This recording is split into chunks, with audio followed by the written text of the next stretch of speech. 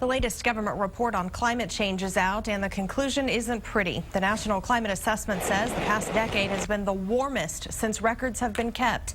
It also says that warmer temperatures, rising sea levels, and more crazy weather is on the way, and that it's all man-made. Climate change is not a distant threat. It is something that is happening now. It is affecting the American people now in important ways. This report is part of President Obama's effort to tackle climate change. His proposed legislation is stalled in Congress now, but he's already ordering limits on power plant pollution and more fuel-efficient vehicles.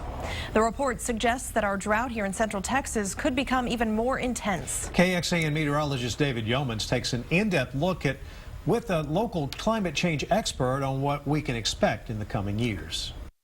The report released today confirms what climate scientists here at the University of Texas are finding in their research. Climate change is happening, and it will likely get worse before it gets better. It's here.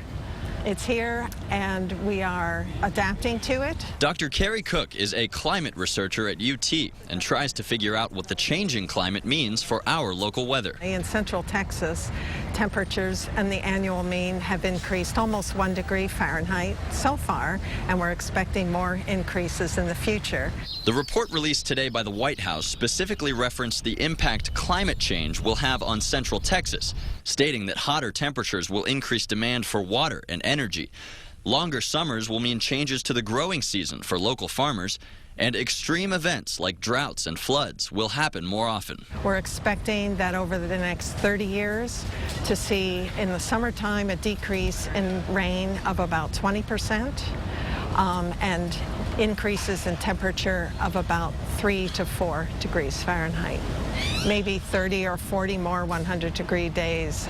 The good news, Central Texas is doing its part to reduce the impacts from climate change. We spoke with Austin Energy, and as of today, 25% of the power they deliver to customers is from renewable sources like wind and solar.